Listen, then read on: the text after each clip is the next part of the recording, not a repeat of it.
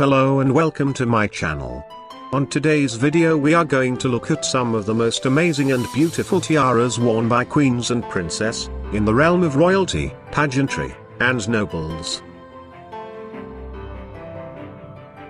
Throughout history, men and women of status have adorned their foreheads with various kinds of crowns and tiaras, which symbolized social superiority and power.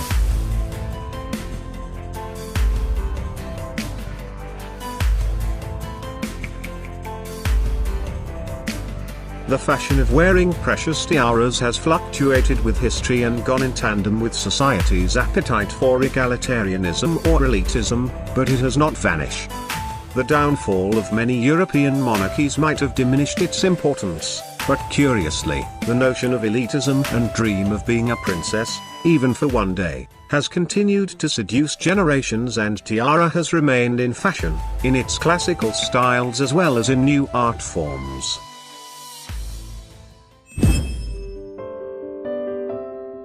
Most royal watchers instantly recognized the glittering diadem as Queen Mary's lover's knot tiara, often shortened to the lover's knot. The lover's knot tiara was commissioned for Queen Mary in 1913 from Britain's House of Garrett. It consists of diamonds and a collection of 19 hanging pearls, all set in silver and gold. Later it was handed down to Queen Elizabeth. She then eventually gave it to her daughter-in-law, Princess Diana. It was through Diana that lover's knot became one of the most recognizable pieces of jewelry belonging to the British royal family.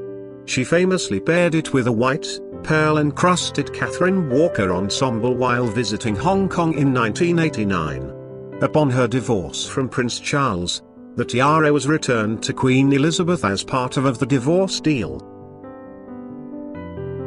Kate Middleton didn't wear the lover's knot tiara for the first few years of her royal tenure. On her wedding day, Kate Middleton wore the Cartier halo tiara. Then, for other formal occasions, most notably at the state dinner for Chinese President Xi Jinping, she donned the lotus flower tiara. However, in December 2015, she wore the lover's knot for that year's diplomatic reception. Immediately, comparisons to Diana were made. Since then, it's become the Duchess's formal headwear of choice. Ninth on the list is the Marie Threes, Duchesse d'Angoulême Emerald and Diamond Tiara. The tiara, which was designed and executed by the French royal jewelers Everard and Frederic Baptiste in 1819, was a masterpiece of the French jewelry craftsmanship of the early 19th century. The design of the tiara was a symmetrical design of scrolling foliage, mounted with over 1,000 diamonds set in silver, and 40 emeralds set in gold. The silver and gold lines of the settings are clearly visible in the photograph of the tiara. The tiara survived the French Revolution and was hidden away together with other royal treasure. Eventually the tiara was sold in an auction to an English aristocrat. It was on display at the Albert and Victoria Museums for several years until the owner of the celebrated tiara successfully negotiated a deal with the Louvre Museum that brought him the returns he expected.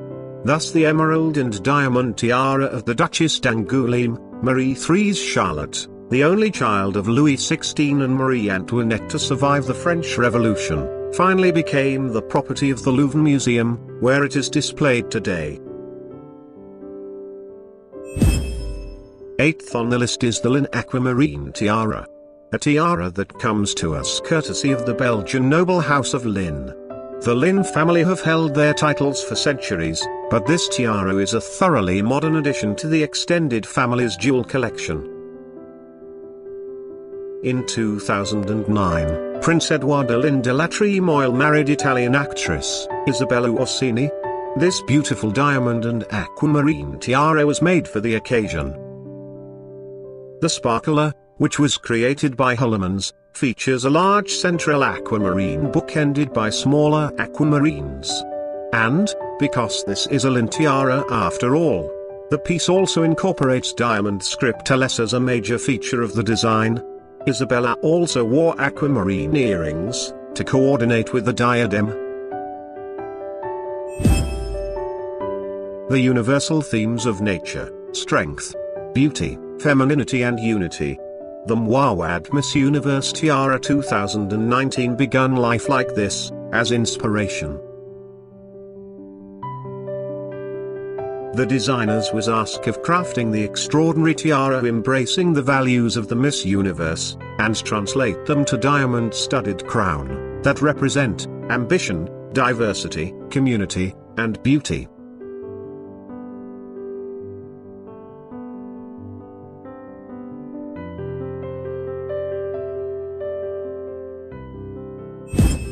This tiara came to life in a meticulous process that combined the artistry and creative vision, using technology, master craftsmen, and the expertise to source and polish diamonds to the highest standard.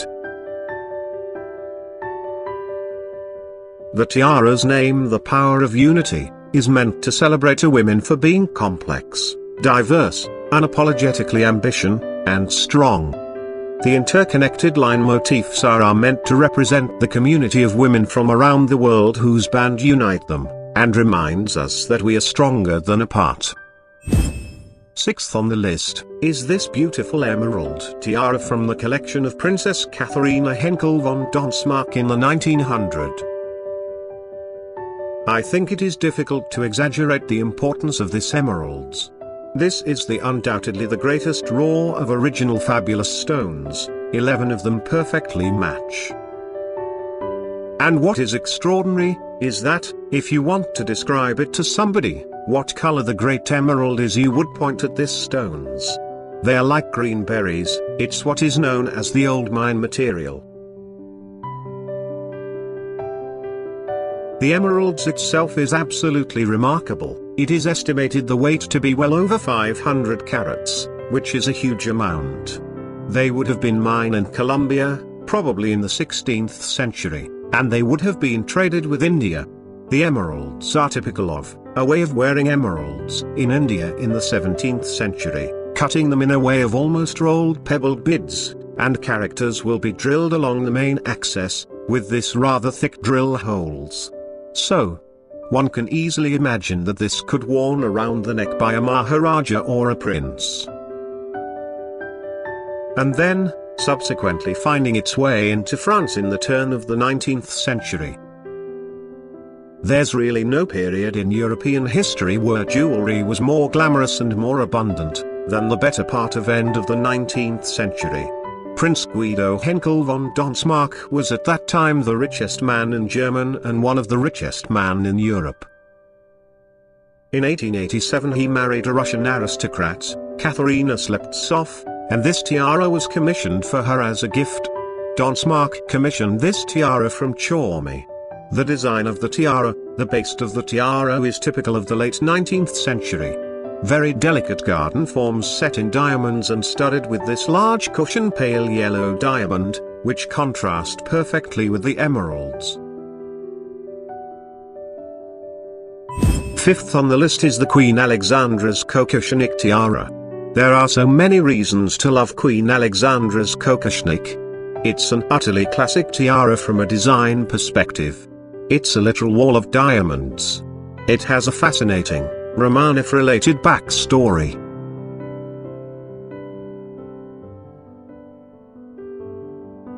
The original design of the tiara was worn by Empress Marie Feodorovna of Russia.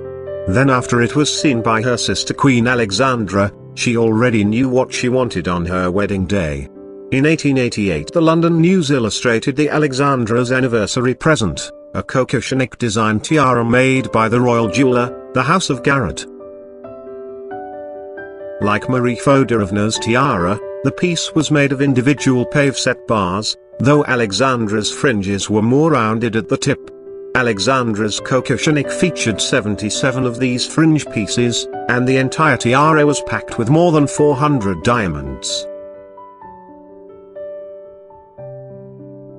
One of the tiara's first appearances at a major royal occasion came a few years later, when Alexandra wore the diadem at the 1893 wedding of her second son, the Duke of York, later King George V, and Princess Mary of Teck. In portraits taken on that day, the flexibility of the tiara is apparent, the fringes are not bunched tightly together, and spaces are visible between the bars. Alexandra appears to have used another jewel, possibly a bracelet, to help gather the fringe together. When Queen Alexandra died in 1925, the kokoshnik was inherited by her daughter-in-law, Queen Mary. A fitting choice, since it was famously worn by Alexandra at Mary's wedding. Queen Mary died in 1953, and along with most of the rest of her property, she bequeathed the tiara to her granddaughter, Queen Elizabeth II. The piece quickly became a central part of Elizabeth's jewelry collection. There are tiaras, and then there are masterpieces. Today's tiara definitely falls into the latter category. One of the most stunning tiaras in the collections of the extended British royal family, the Fife tiara, was given to Princess Louise.